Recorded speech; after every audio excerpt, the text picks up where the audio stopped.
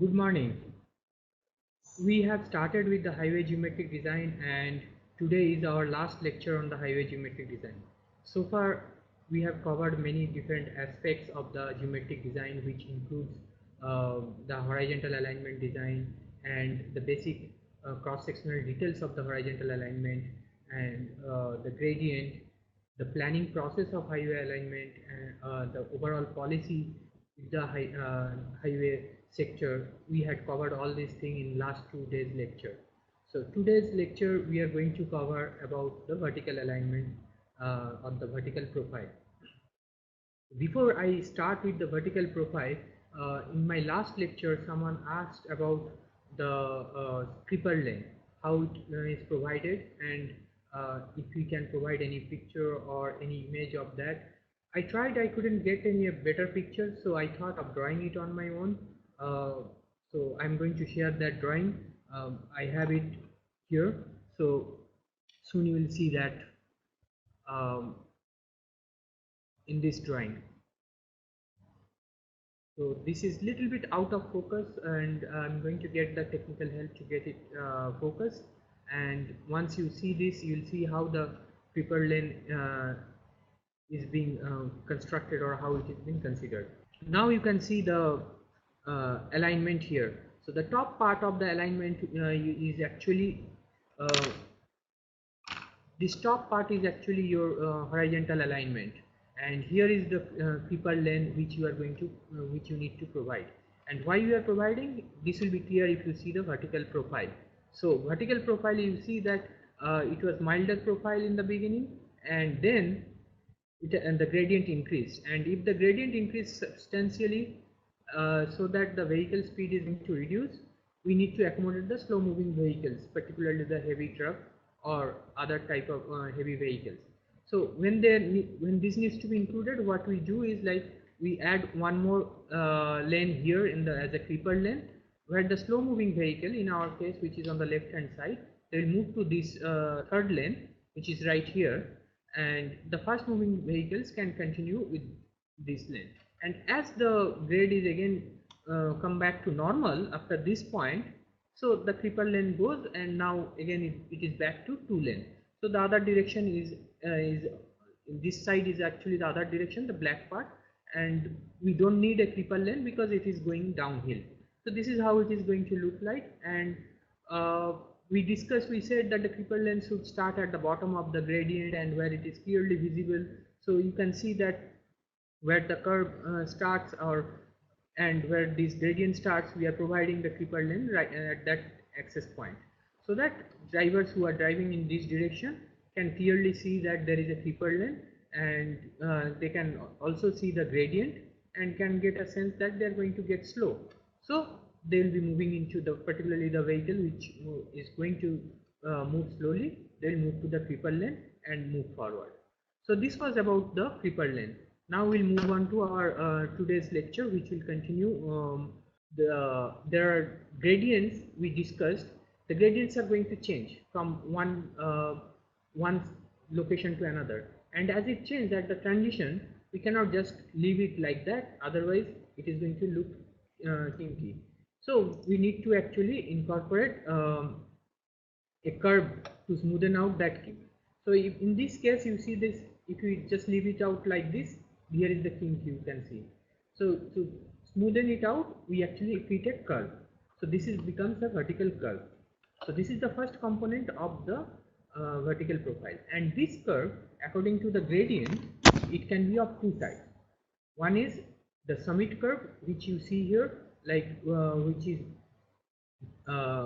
convex upward, and the other is the valley curve, which is concave or downward. Now how do we know that whether we need to fit a summit curve or valley curve? That is going to come from the gradient. If you recall last day's lecture, we said the upward or the ascending gradient is referred as positive, and the downward or the descending gradient as negative. Now the change in gradient is always the difference in the gradient from one to another.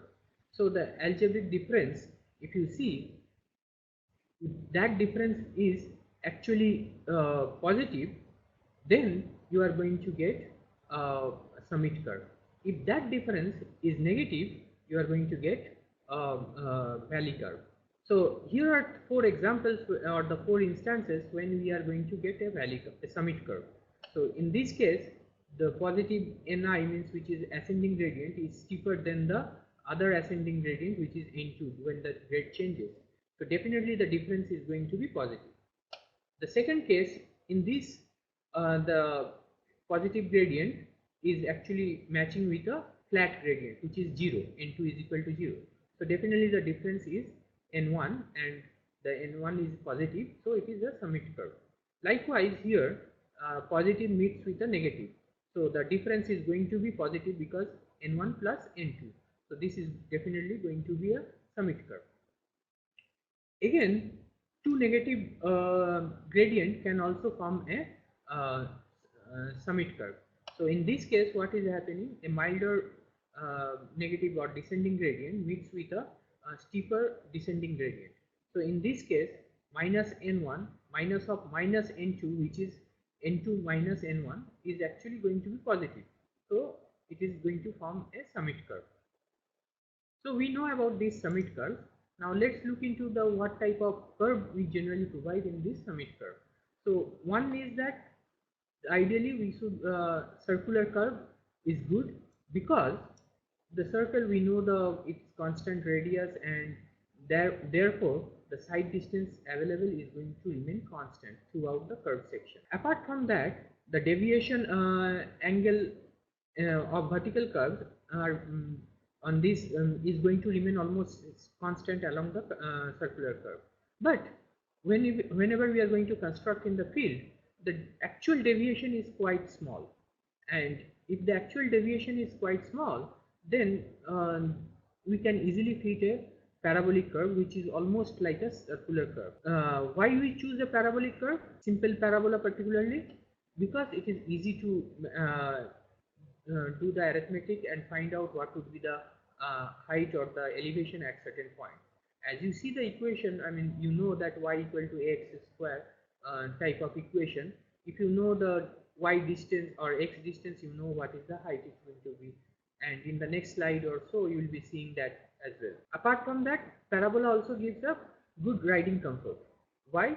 Again, you need to look into you can recall the things which we talked about in the horizontal curve. What we said in the horizontal curve is that between the curve and the tangent section we need to provide a transition curve. So the transition curve helps to provide a transition for this infinite radius to certain radius. Now if you look into the parabola property, it is actually doing that. So at the tip of the parabola you have a maximum radius, and whereas as you go further the radius actually or at the tip of the parabola you have the minimum radius or the curvature is quite high. Well, if you go far up, the radius increases, it's almost going to go to tangent and going to infinity and meet with the tangent nicely. So this is why it is going to give a good ride comfort. And for all of these reasons, basically in the summit curve we generally use the parabola. Now what we are going to use in the valley curve, we'll come to that later. Now when we consider about the design aspect of this summit curve, there are a few points we need to consider. One is the user. The users are the driver and the passenger of the vehicle.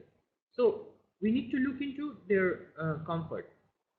So how the centrifugal acceleration is helping and how it is being introduced. So as I told you that the centrifugal acceleration is going to be introduced gradually if the radius is actually decreased from infinite to certain radius. So this parabola actually does that.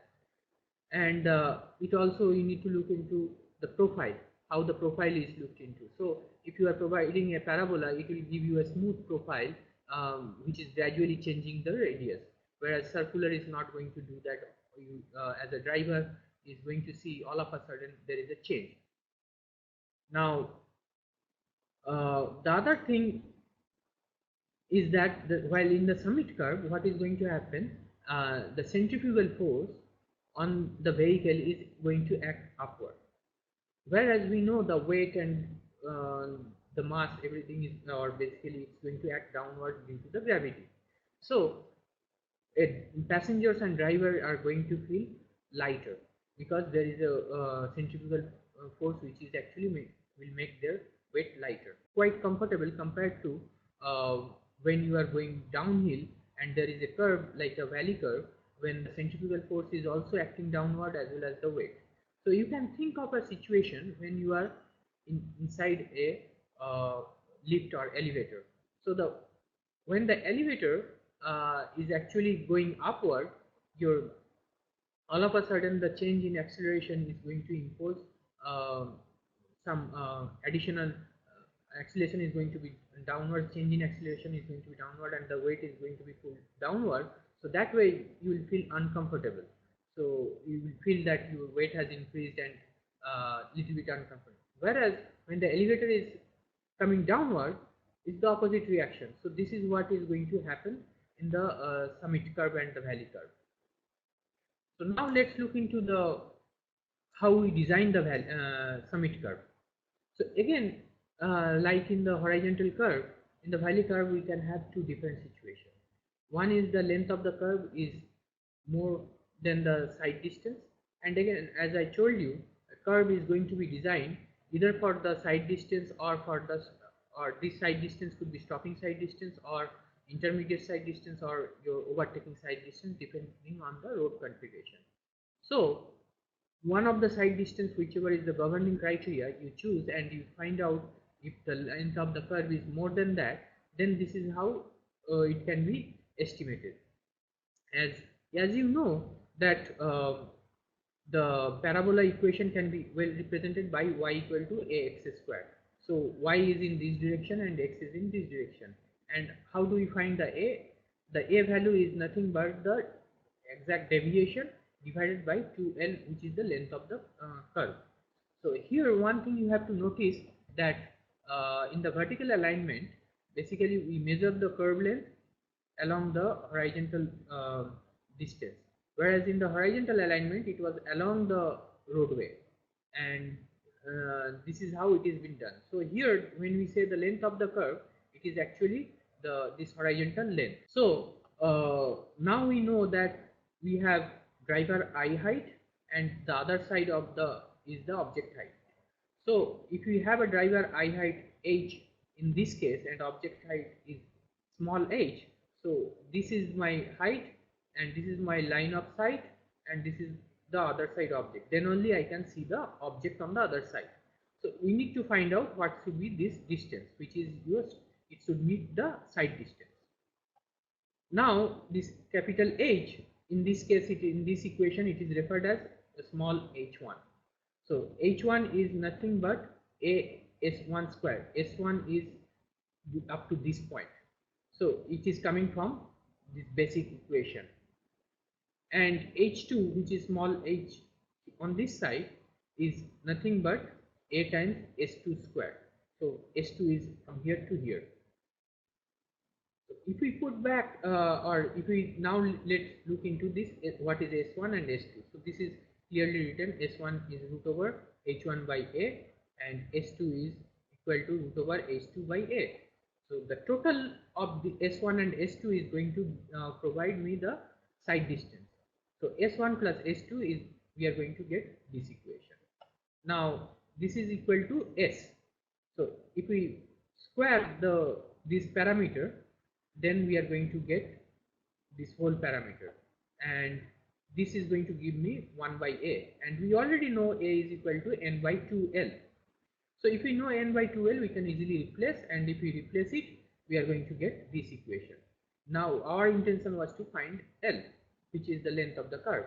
So l, we can find it out by this. Now here is the catch, we don't know the length, we are trying to find out the length, and we have assumed that the length is more than the side distance.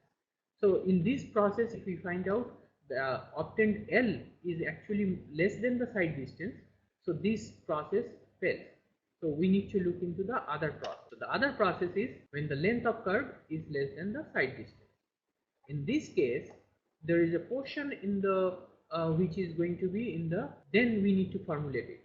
So according to the parabola property, basically if we draw a tangent here, this distance is actually half of the total distance where the parabola. So this is L by 2. Now we need to find out this one. We know the slope on this side is N1. So this is nothing but whatever the height difference H1, which is someone's I height. So H1 by N1 will give me this horizontal distance. Likewise, on the other side, if we know the object height, which is H2 in my case, and the slope is N2, so H2 by N2 will give me this horizontal distance. My total side distance is going to be the summation of these three. So this is what has been put up here. Once we know N1 and N2, N2 is nothing but, in this particular case, this is positive and this is negative. The difference of this is going to be N1. Capital N is N1 plus N2. And if we know N1, then we can replace one value. N2 is replaced by N minus N1. This becomes my equation. Now we are trying to optimize, and the optimization we can do it by differentiating it with respect to the gradient N1. ds by dN1, if we do it, we are going to get this equation, and if we equal it to 0, then this will give me the value of the N1. So N1, we are trying to find out the optimum length. So N1 is, if we, from this equation, if we try to find out the N1, this is the equation. Now we have to just replace this N1 in this equation, and once we replace here, the value comes like this. And when we simplify, it is quite easy. L is equal to 2s by root over 2h1 plus root over 2h2 whole square divided by n. So this equation is pretty much similar to the previous equation, some little bit of difference. So it goes on the top, and there is another factor which is 2s minus. This is what, so root 2h and this whole square is going to come. If you can remember one equation, the other you can easily remember. And once you know these two equations, then you can find out what is the length. So you assume one length, and if that does, after calculating it, if your assumption doesn't satisfy, you move to the other type of length, means whether the length is less. If you assume the length is more, then if it is not satisfying, you go to the when length is less than the side distance, and this is how we are going to calculate. When you are doing it for the overtaking side distance, as we told you, like stopping side distance H1 I height is going to be 1.2 meter, object height, and you are going to estimate that. But if you are doing the same design for overtaking side distance, because you are providing overtaking, you are allowing the vehicle to overtake within your summit curve, then you need to consider the height as 1.2 meter. So driver height you have to replace object height is equal to 1.2 meter. So both heights are going to be 1.2 meter. And now how to set out the curve, summit curve? Basically you are going to look, you know the tangent part, and from there you can look into what is the angle it is going to come up. So in the survey, you just find out what should be the elevation at various intervals, and as you go, you just make sure these elevations are meeting, and you just try to smoothen it out. That is how it is laid out in the field. Our ISC actually made our life simple. How to find out this length of curve. So how did they do it? So here in the x-axis there is a deviation angle, and then there are various vehicle speed, which is in this direction, and this is the m. M is nothing but, you have to, again I'll go back to this curve. So m is nothing but the distance from the this change in gradient to the top of the curve. So this distance, if we know, then we can actually find out what is the length of the curve. Or if you want to lay out the curve, you can actually find out this way. You know the length of the curve from the drawing and the design, you know other factors, and you can find out what is m. So you know that elevation, and gradually you just fit in based on your y equal to ax square equation. This is for the stopping side distance. Similar curve is also available for the intermediate side distance and overtaking side distance. So this will make the calculations easy. Now that completes our summit. Now we'll be moving to the valley curve. As I had explained you, the summit curve and the valley curve, the difference is the algebraic difference, and if the algebraic difference is coming to be negative, then it is going to be valley curve. So we have four instances when we can get a valley curve. So a descending gradient, steeper descending gradient meets a milder descending gradient. So n2 is positive, but n1 is negative. I mean, both are negative, but if we subtract it, n2 becomes positive and n1 will remain negative. So n1 is always greater than n2 in this particular case. Definitely this will result in a negative value, which means we are going to get a valley curve. Likewise, here descending gradient meets a flat gradient. So flat means here is 0, n2 is 0, and n1 will remain negative. So this is again negative. Now a descending gradient meets a ascending gradient. So the ascending gradient is positive, which is n2. So n1 minus n2, this will remain negative, and this n1 is already negative. So overall n value is going to be negative. So it is a value. The fourth one is this: we have a milder ascending meeting a steeper ascending.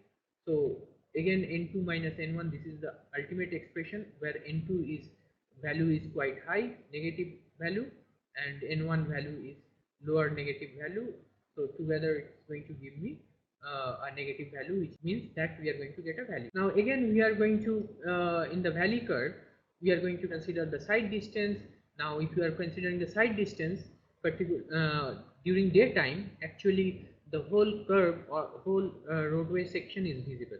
However, what is going to happen in the night? The roadway section is visible only on the headlight.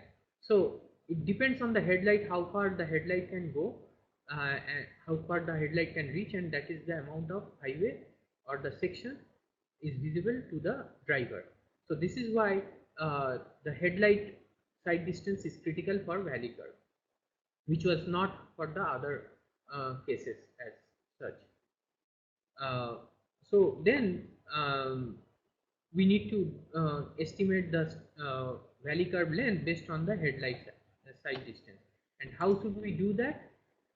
Before we get into that, we need to look into the comfort criteria. So there is another thing that, as I told you, when a vehicle is going downhill and when it is meeting the curve down there, the centrifugal force is acting downward, as well as the weight of the person and the vehicle is also acting downward. The summation of this total weight is actually increasing the weight of the person or the vehicle, and they will feel discomfort. So we need to consider this comfort criteria. How do we estimate the comfort criteria? We need to look into the change in centrifugal acceleration. So the change in centrifugal acceleration is this. The C is the centrifugal acceleration, and the change is going to happen. So the change at the curve at the bottom, it is going to be v square by r, where r is the radius. At the tangent, when the curve began, at that time it is 0 because r is infinite. So this is the total change, and this is happening over the time t. So this t is nothing but the distance divided by the speed of the vehicle. So if we replace this t here, then centrifugal acceleration is going to be v cube by l r. Now from this we can get L, the length of the curve, as v cube by cr. Another part, we know that we are saying r as the radius. R in this case is nothing but L by n. So L by n, you just need to understand this, we are considering the half part of the curve, not the complete part. This L by n, if we replace it in this equation, then it becomes L is equal to n v cube by c. So this is the half part. There is another half, so we need to multiply with 2. So the total, it becomes 2 times n v cube by c. So this is based on the comfort criteria. At least this length should be provided in the valley curve. Let's look into the side distance criteria, how it works. As I told you, the side distance criteria, we have to look into the headlight. So the headlight is going to go straight. So in this particular figure, if you see the red line, this is straight, and there is little bit of deviation. If you look into the projector inside the headlight, so they are at certain angle, and because of that angle, the light is deflected little bit on the upward side as well with an angle alpha.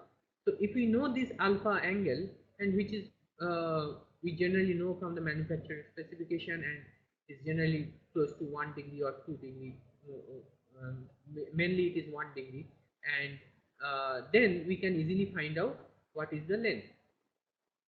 So the length in this case, it is going to be, if you we are trying to find out if the vehicle is here, how far it can see. So the vehicle here, it can see is the height of the eye, which is here up to this much, and the deviation of the headlight, which is S tan alpha. So this is alpha, then this is S tan alpha, and this is the distance headlight. So if this is my distance, then S tan alpha plus h1 is the total height which you can see. This is again, if you look into the parabolic equation, it is nothing but a times s square, which is my side distance. And a, as we know from the parabola equation, basically it is going to be n by 2l. So if we replace this s h1 plus s tan alpha is equal to n s square by 2l. So from this, if we just try to find out what is the length is going to be L equal to n square by 2h1 plus 2s plus tan alpha. Now one thing you have to understand here is that this 2l, whenever n by 2l we are considering it, we are considering the complete length. So 2l is the total length. So so this length is going to be L times this one. So this will give you the length of valley curve when the curve length is actually more than the stopping side distance or just the side distance.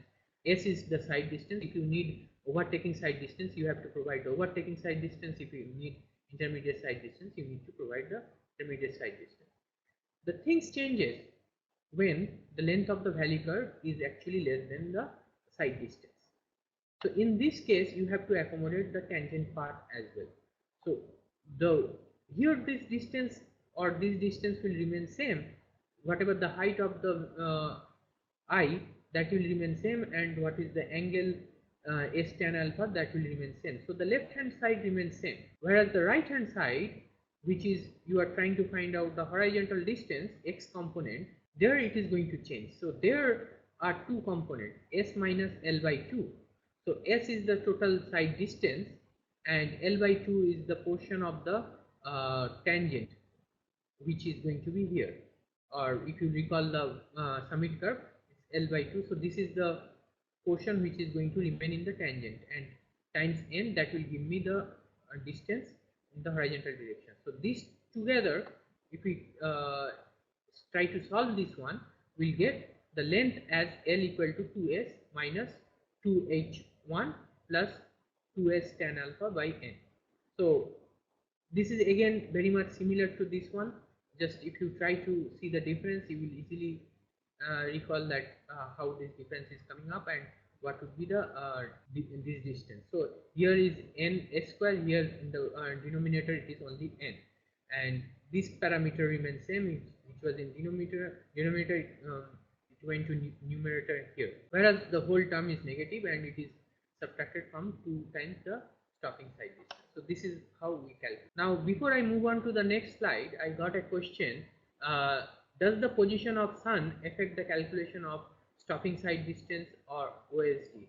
The position of the sun does not affect, because whatever the position, you can still see the whole region. If your position of the sun is actually obstructed because of the hill and it is going to get dark and someone needs to turn on the headlight to see the road, yes, at that time it may affect, and that needs to be considered. So it's more, again it is coming back to the headlight, not the sun. As we had shown you some graphs how to estimate the these distances for summit curve, we have similar thing for the valley curve as well, and the curve is quite simple, or the similar way you have the speed on this direction, you have the deviation angle, this is the length, and from there you can easily find out um, what is the length of the curve and what could be the speed in that particular region. So this uh, so in this thing, another which I'm not covering or which is actually understood is that the side distance. So the side distance estimation, you have to recall on the first day's lecture when we said that how we are going to estimate the side distance for stopping, for overtaking, for intermediate. So we have to use those equations to find out the side distance, and use whatever the value we are getting there, we have to use it here to find out the length of the valley curve. So that is the complete process, and if you find that it is not meeting the length, then again you have to go back to the side distance. Suppose if it is not meeting if it is not meeting due to this comfort criteria which we had discussed earlier, like for this region, then you have to revise the length, and based on the revised length you have to find out what is the revised side distance, and based on the revised side distance you have to go back and see if you really need to impose some speed limit on that particular curve.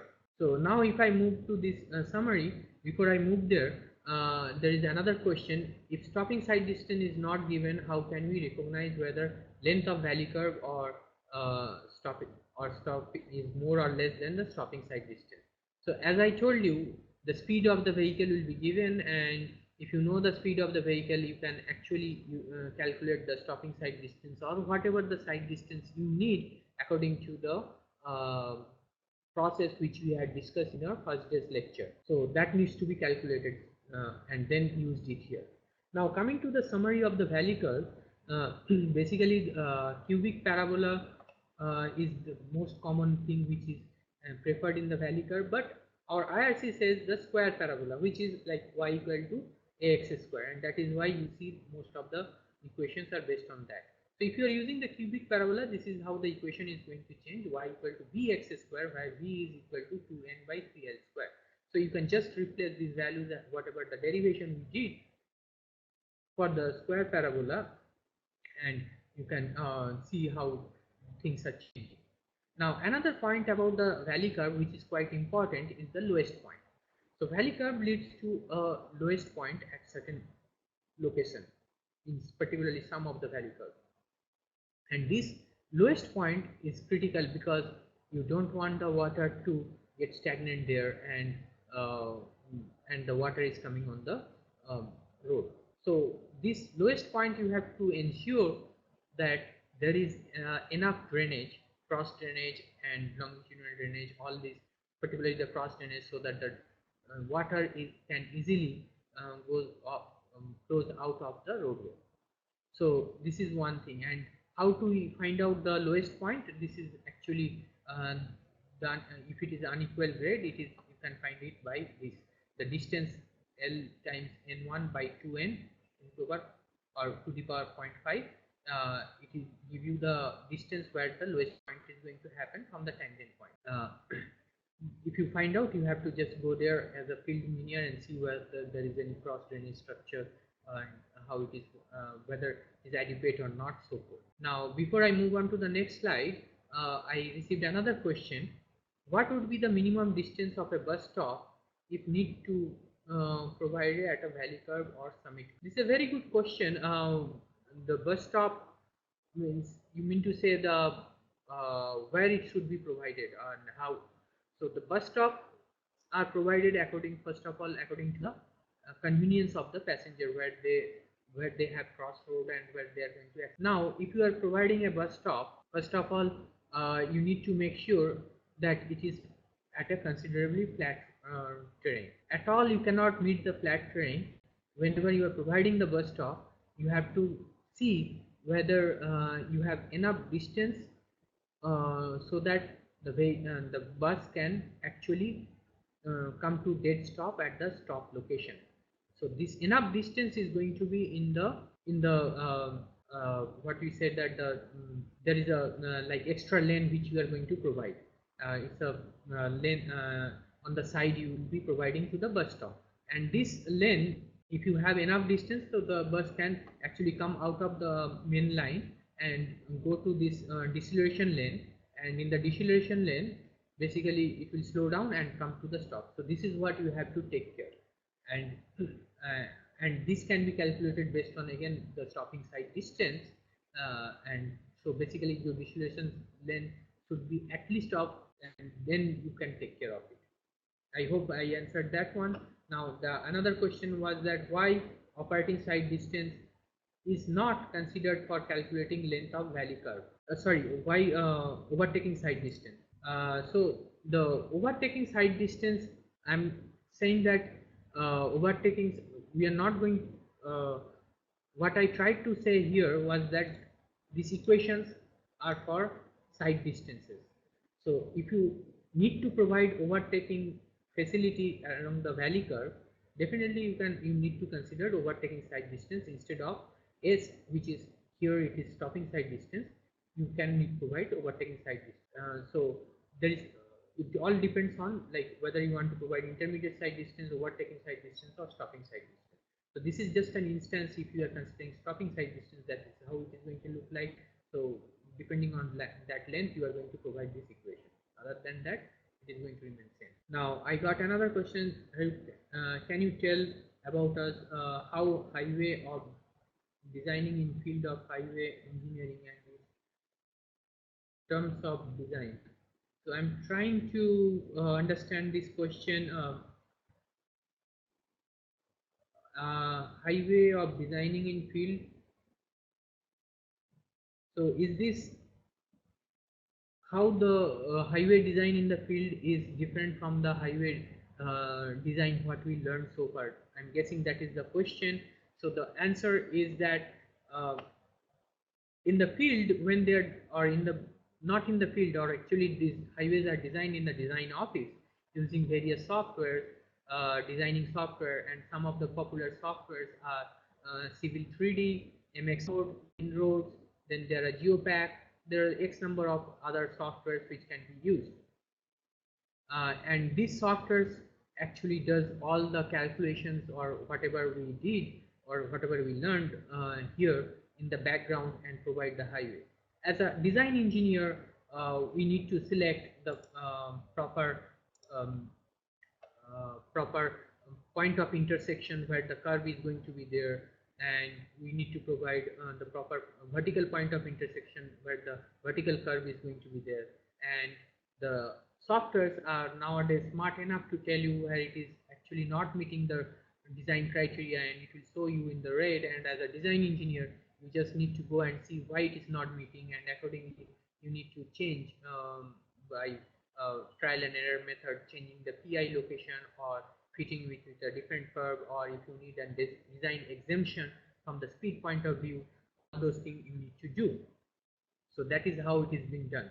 But when someone is reviewing the design, they are calculating it, some of the thing as a proof check, they again go back to this basic understanding, and from this basic understanding they calculate the radius, they look into the side distance, they look into other details for that. The extra widening is also again can be done by the software, but you have to tell the software that you provide the extra widening using certain formula, certain guidelines. You also have to tell the software that how many lengths you are going to provide and so forth. Now few other questions which I got, one is that for safety point of view, which curve is more feasible, valley or summit curve? So comfort point of view, as I told you, summit curve is better. Now from the safety point of view, it all depends on the speed. So if you are at a higher speed than the speed which the curve is designed, if you are on a summit curve, your vehicle can be thrown off from the road. And on the contrary, if you are at a higher speed than the speed what a valley curve is designed, so when it is negotiating the valley curve, the bottom point, your car's suspension system can bottom down and can hit the bottom of the road. So either case there is a safety issue, and it depends on how much it is, how far, I mean how high speed you are going to go. Yes, now another thing is that if you are going to the valley curve, naturally because of the downhill gradient or descending gradient, your speed is going to keep on increasing. So if you don't check, then definitely that is where the safety the vehicle can get into accident. So this becomes more critical than the summit curve, because in the summit curve, once the vehicle is going as in the ascending gradient, naturally because of the ascending gradient the speed is quite checked, and unless someone is actually pushing the accelerator too much, they are not going to overspeed like easily. Here in the valley curve, without even pressing the accelerator, the vehicle can. So the next question was, what will be the effect on road if the design consideration of summit curve is not suitable? So if the design consideration of summit curve is not suitable, then it means the speed is not considered properly. So as I told you, if someone is traveling at a higher speed, the vehicle can be thrown off from the summit curve. So that is the major thing which is going to happen. And the other thing is that if it is not designed properly, if particularly if it is not meeting the stopping side distance, so if there is any object lying on the other side, a stationary object, the vehicle may not be able to see and get into accident. If you have provided overtaking zone, and if it is not designed for that height, so again it can get into accident because it cannot see the oncoming vehicle. The other and another question which I received is, the valley or summit curve increases the effort, then how is it beneficial? Can we alter the gradient? The valley curve is for the vehicle point of view, valley curve is not increasing the effort at the time of going downhill. It's only going after negotiating the valley curve, when it is coming out of the valley curve, and if it is ascending gradient, that's summit curve.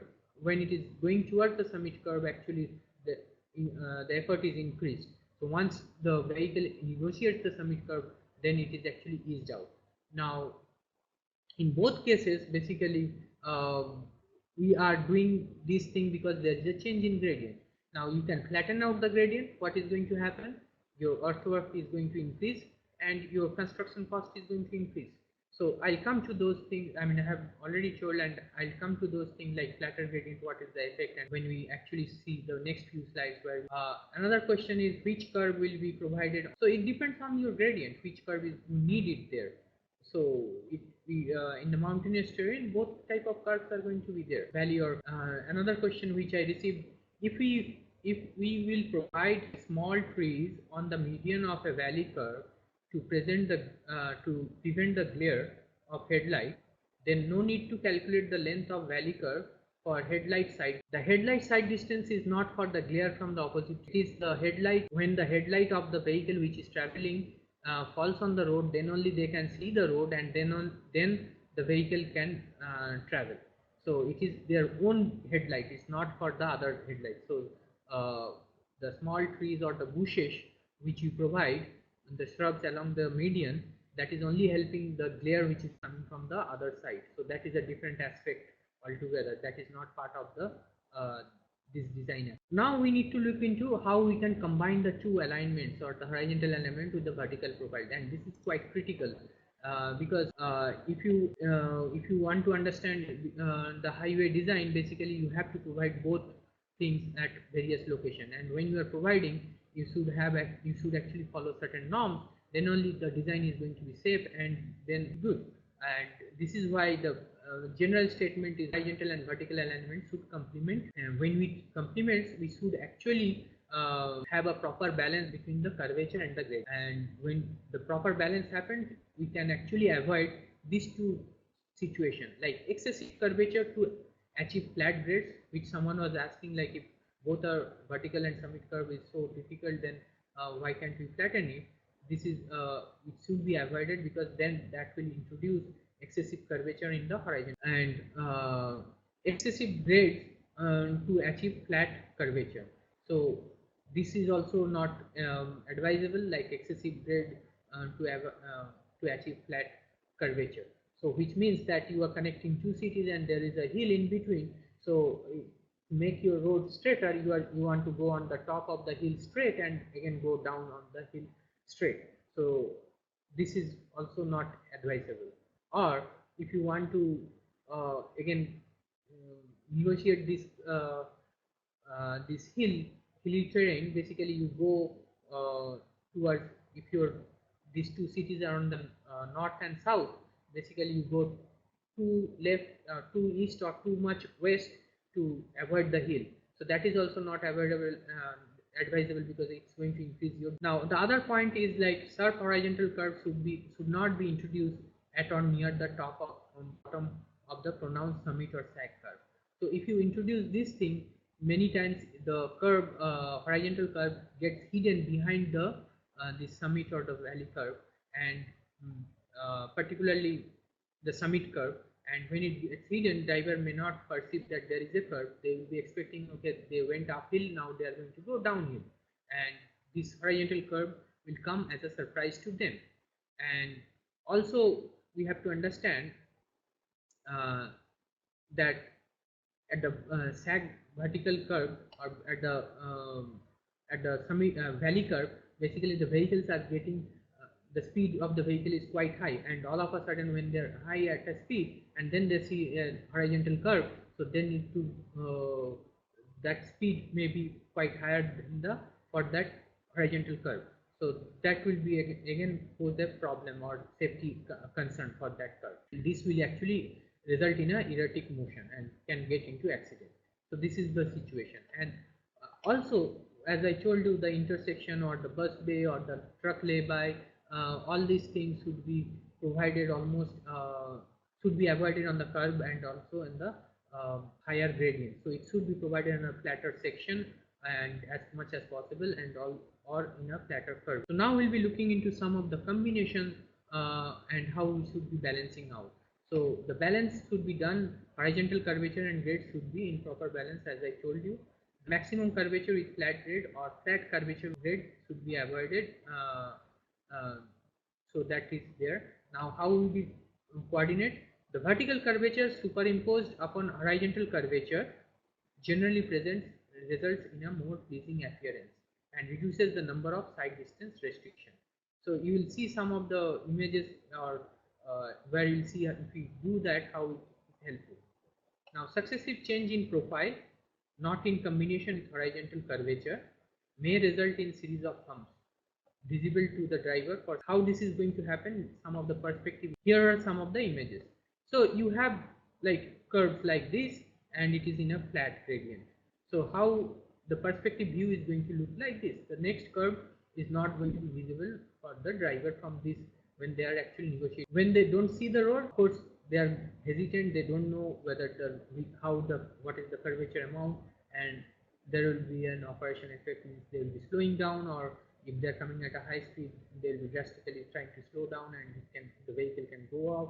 So these are the another thing is like if there is a horizontal alignment and you don't provide a curve and the vertical end is flat, so then this will look like this thing, it's not a pleasing appearance and the driver will behave. So if you provide a curve like this, then it will look smooth and it is going to be smooth ride. So before I move on to the next, I have another question. In which type of condition we can provide valley curve? So it depends on the depends on your gradient. So as I told you, if your gradient, the difference of the gradient, algebraic difference of the gradient is positive, you are going to provide a summit curve. If your difference is negative, you are going to provide the valley curve.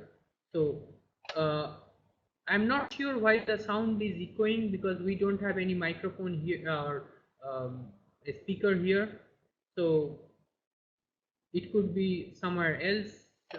So hopefully now you can hear better. So let's move on to the next slide. The another condition of coordination is with the environment or the area through which a highway is going. It should be you should actually see what is the scenic thing is there in the highway, and when possible, so we should actually, when possible, alignment should be enhanced scenic views of the natural man-made environment.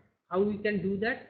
Highway should lead into, not away from the outstanding view. So if you have a river like this, if you are actually constructing a highway straight line like this, which it is nice, but it is not actually meandering along the river, and but if you do this one, then it is going to be quite pleasing. So that is why we are saying that highway should lead into, not away from the out. And how we should consider, it should fall towards features of interest at low elevation and rise towards feature best seen from the below or in silhouette against the sky. So things which you like to see against the sky, like the mountains and all those things, at that point, if you have a gradient, upward gradient, that is quite good. And if you want to see a river which is down there in the valley, so if you put a descending gradient, that is quite good. Then the other condition which is going to come up is here. So if you have a alignment like this, or the horizontal alignment like this, there is a curve and then there is a tangent section like this. So when the vehicle is here, it can actually see the this portion of the highway, the tangent, and particularly if it is a of this gradient in this portion.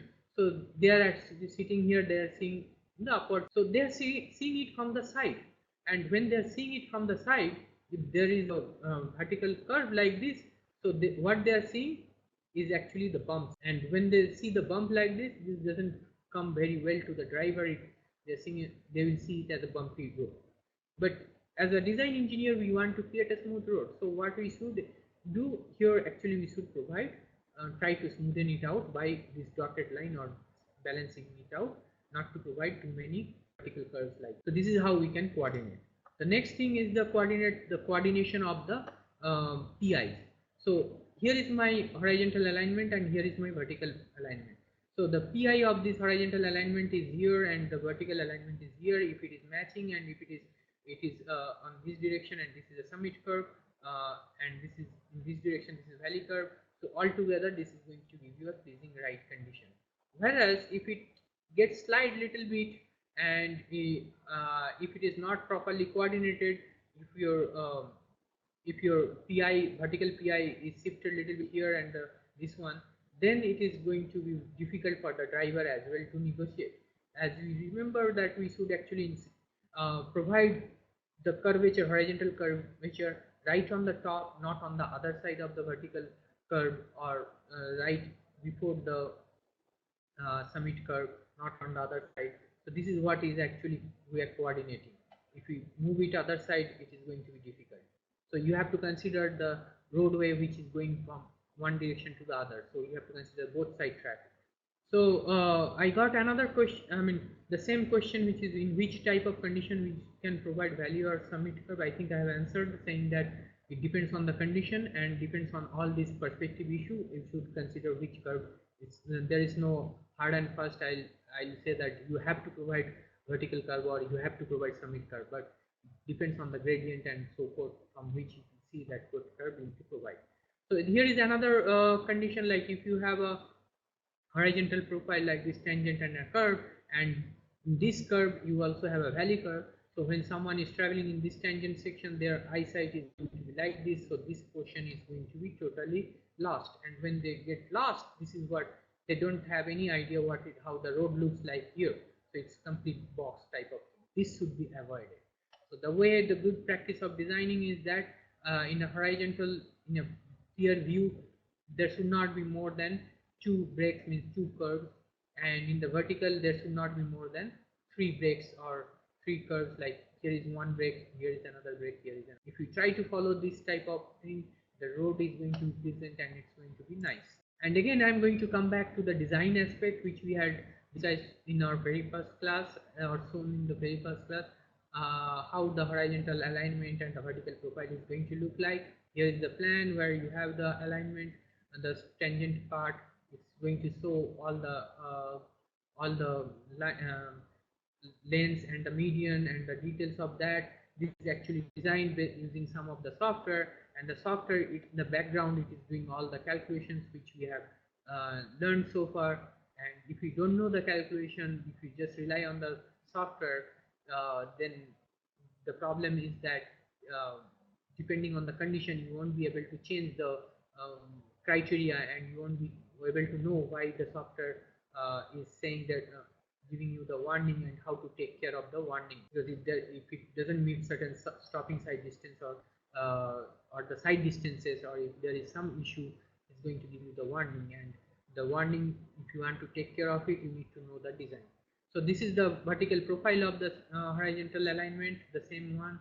So here here is one gradient, here is another gradient. So we are providing a vertical curve here, which is shown in this vertical profile, and this curve, once we provide that, basically it is a valley curve, and we look into the other factors. What is the, here it is, we are looking into the horizontally. There we can actually, whenever we are reviewing it, we can see whether there is a horizontal curve as well or not, whether it is properly coordinated or not. So here, as I told you, in the valley curve, we have to be careful whether there is any cross drainage structure, because this is the critical point.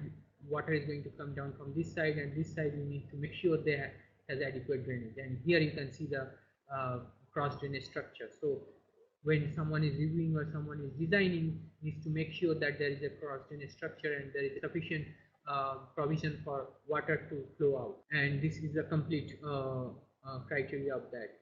As I told you, the intersection should not be on the curve or on a flat section. So this is some condition where we are not putting the intersection right here, but before the curve. Another thing we are seeing that the intersection, wherever it is meeting, it is actually on a bit flatter terrain or flatter gradient. So this is how we ensure and make sure the design is proper. So with that, my lecture ends for today, and there will be a proctored quiz after this, and if there is any question, I'll take few questions. So the first question which I received right now is what are the various softwares for highway design? Various softwares are there are few Bentley softwares and Autodesk software. Autodesk software is called Civil 3D. Bentley softwares are MX Road, InRoads. So in India we use MX Road. Europe also to some extent they use MX Road. In US they use InRoads. There is also another software from the Bentley and Geopack. Nowadays they are moving into the open roads type of software, which can go in any direction. Now, where this question is coming, I don't know what is negative super elevation. Negative super elevation is part of railways, not part of highways. But in highways, in some condition, we may need to provide the super elevation which is in the different direction. So it is much prominent, and it is actually much more there in the railways, because the branch out can happen on the curve, whereas in highways we have better control and we don't want the branch out to happen on the curve but on the tangent sections to avoid any negative super elevation. So the super elevation, if you need your outer edge to be raised, in case if you because of certain constraint you are not raising your outer edge but you are raising your inner edge, that is your negative super elevation. One more question I got: can we decrease speed instead of doing such horizontal or vertical alignment design? Yes, you can decrease speed, but how? At certain critical condition, you may need to decrease speed, but decreasing speed is actually not meeting the driver's expectation. Because if you are giving a highway and ask the driver, hey, I have constructed a highway, this is expressway, and you can travel at 100 kmph, and then then you put a section which will require the driver to come down to 40 kmph. Is it going to meet the expectation? Because the driver, when they are on the expressway, they know that okay, I can drive at 100 kmph. So that is not the good solution, but yes, in some extreme cases you may need to do that, but it has to be done with caution and it has to be looked into.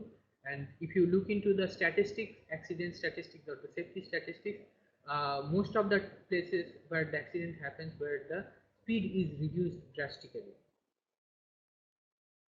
Another interesting question I got: if any religious place becoming obstruction in design, then alternate ways are there for alignment. This is related to the policy of a country and the process. So most of the countries in the world, they say if there is a established religion place or historic place or environmentally preserved locations, all these things needs to be avoided, and you need to have less impact when you are deciding the alignment. So this comes under that category. So and this will look into the cost benefit analysis as well. So after you consider all these things, then you can be you can look into that.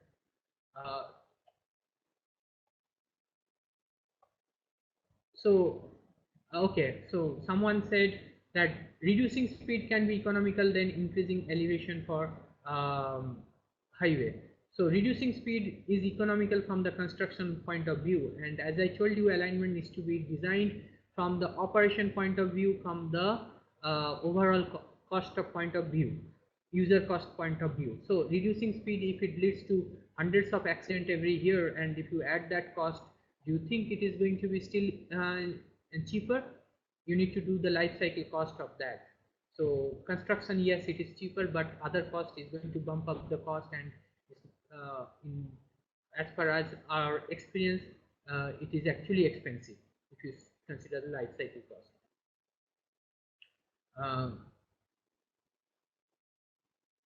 So that, one more question, whether transition curve can be provided between summit and sag curve. So transition curve, if you are providing a circular summit and sag curve, yes, you may need to provide the transition curve. But if you look into the radius of this, if you are providing a circular curve, the radius of this circular curve in summit and sag curve, these radiuses are quite large, and it can be easily bond with the tangent section. So eventually you don't need some transition curve because of the large radius. The same thing which we said for the horizontal curve, if the radius increases beyond certain point, you don't need transition curve. And most of the cases in the vertical alignment, the radiuses are so large that it is actually not needed. The other part is like if you are providing the parabolic nature, the way it is, it takes care of the transition. So that is the whole point of considering the vertical curve as the parabolic, the square parabola or cubic parabola.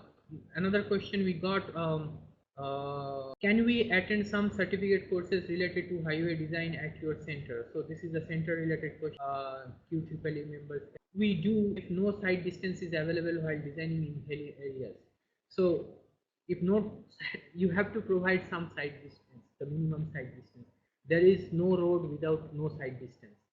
So if you are designing that, that's not a design actually. It's just you are wherever you can lay a road, that is what it is. So the whole design purpose is you have to make sure that the side distance is there. Now if you cannot meet the side distance for certain speed, as I told you, in some extreme condition you may need to reduce the speed, you may need to look into some other alternative options. And this is, again, there is no straightforward answer what alternative option, how you are going to consider it, it varies from site to site. The other one more question, do we provide super elevation on valley and summit curve? So how do we provide the super elevation? Super elevation is to provide increase the outer edge, and so that you can take care of the centrifugal force. So in summit and valley curve, if it is just pure summit and valley curve, your centrifugal is acting either upward or downward. So how we can raise the edge to do this? You can think about it.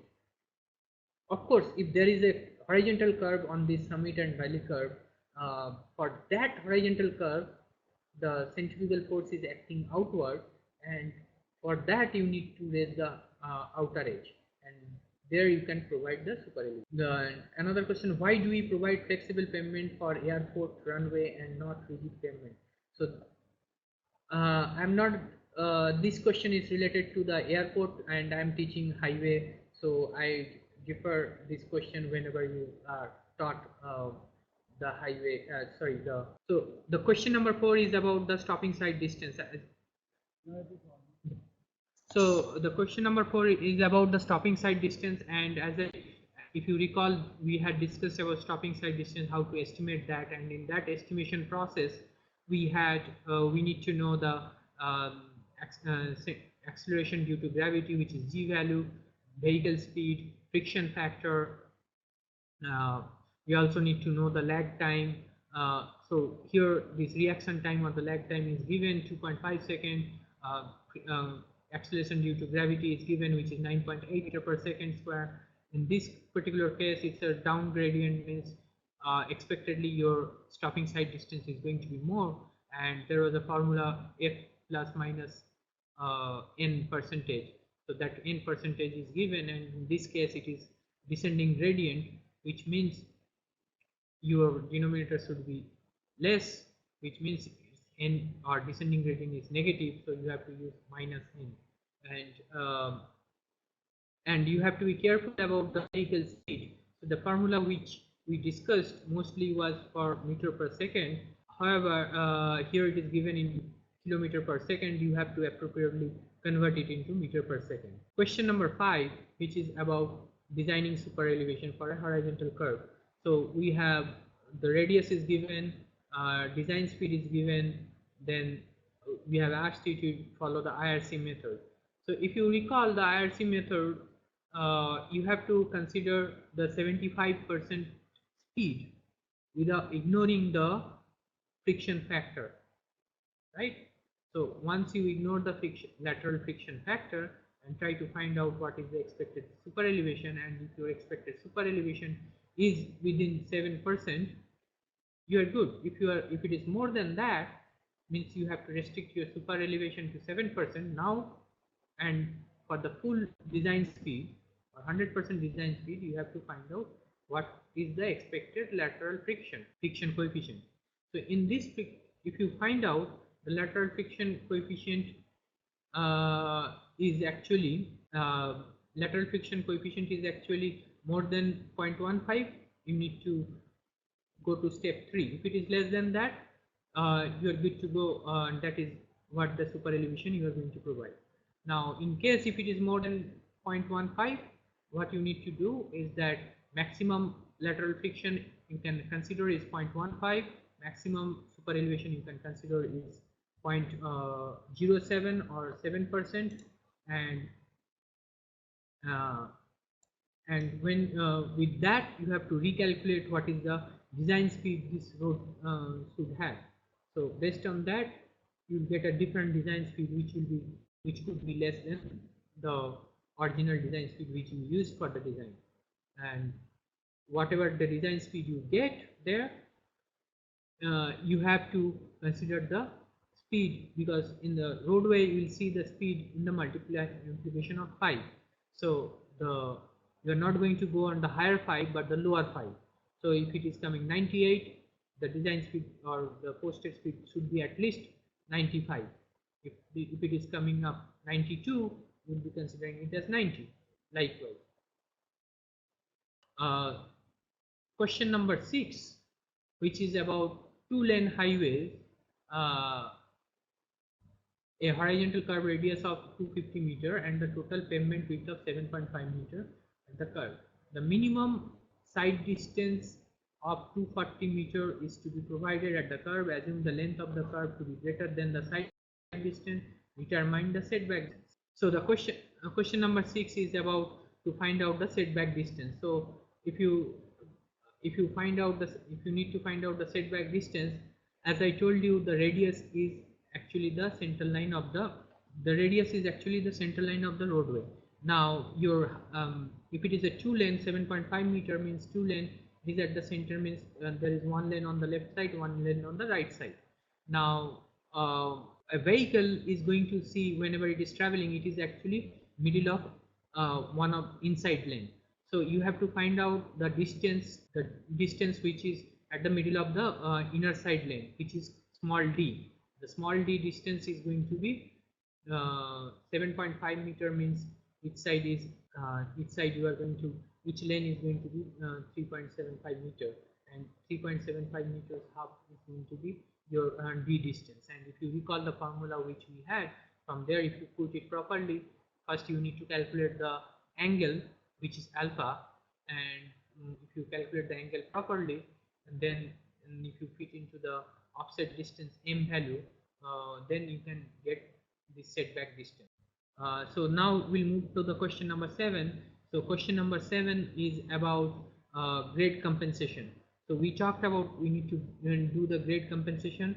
So in this case there is a ruling gradient of 6%, and also there is a horizontal radius, which is 60 meter. Now if you recall, there is a minimum grade compensation and there is a maximum grade compensation, and also there is a gradient beyond which you don't need to do the grade compensation, which was 4%, and a minimum there are two formulas in there. If you look into those two formula, you will get the minimum and the maximum, and if you from there you need to choose whichever is there. For the 6% or for the 60 meter, you'll get some grade compensation, and whatever that value, you need to deduct it from 6 and find out what will be the compensated grade. So that compensated grade you are going to provide. Now in case that grade compensated grade is less than 4%, you don't need to go beyond 4%. So the grade which you are going to provide is going to remain as 4%. So that is how it is going to be. And so that you have to do the same exercise again when it if your ruling gradient becomes 5%. So that was about question number 7. Now we'll move to the question number 8. Estimate the psychological widening required for 2-lane highway with lane width 3.5 meter at a horizontal curve of radius 200 meter. Assume design. If you recall the extra widening required, there are two parts of the extra widening. One was the mechanical widening, another was the psychological widening. The psychological widening had a empirical formula through which you can find out. And the other mechanical widening, it was derived based considering the length of the axle and so forth. So here the question is about the psychological widening. So in the psychological widening, they need to find out. You need to just find out using those empirical formula what should be there, and that needs to be added to the pavement width to give you the psychological widening. Another thing about the psychological widening, if you recall, if it is more than one lane, then only you need the psychological widening. So here it is 2 lane, definitely you need psychological widening. So that is what is about question number 8. Now if we move to the question number 9, the question number 9 is about designing the curve length based on the comfort criteria. So this is about a valley curve where you have gradient change in the gradient, which is capital N is given 5%. You have to find out the length of the valley curve for certain design speed, which is 60 km/h, and centrifugal acceleration rate is given, which is C value is 0.6 meter per second cube. So today we derived how to get the length of a valley curve for certain centrifugal acceleration rate and the speed.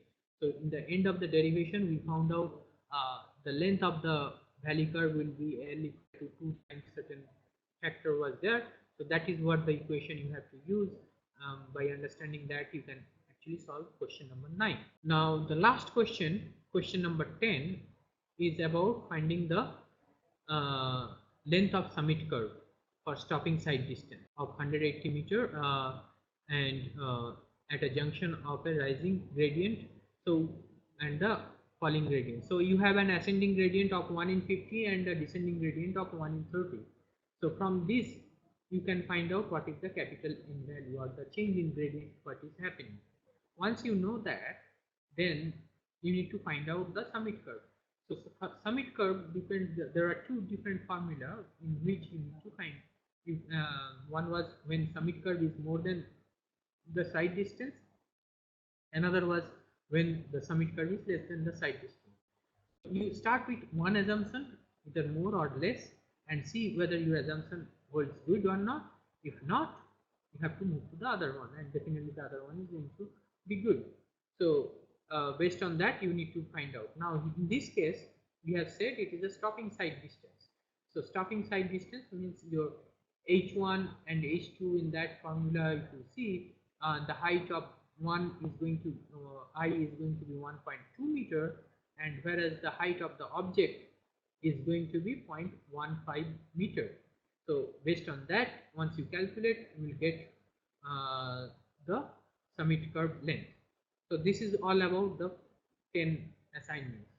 Any question? So I already got a question. The question is, does overtaking side distance any affect by any gradient? The overtaking side distance, if you consider the gradient, yes, it does affect. Now the thing is that the effect is mutual in the way like the oncoming vehicle, whenever it is coming, if it is coming in downgrade or descending gradient, the overtaking vehicle is actually going in the ascending gradient. In that case, basically whatever the time it is taking for the ascending and the descending gradient, that there it needs to be considered. How much time it takes to that capital T, which is actually the time which it takes to overtake. So in that overtaking process, if the acceleration rate remains same, then the effect is not going to be. But the acceleration, if the acceleration rate changes based on the gradient, if we have that information, then definitely the capital T is going to change, and accordingly we have to revise the. But in general, like when you are solving the problem, mostly you won't get a different acceleration rate for the gradient. But another thing you have to consider is like the same road, the same overtaking operation can happen in the other direction. So if the overtaking is happening in the ascending gradient, the overtaking can also happen in the descending gradient. So keeping both things in mind, someone needs to consider what is the critical one, and accordingly you have to consider the overtaking side distance. Now once you know the overtaking, that's all. Thank you very much to all of you.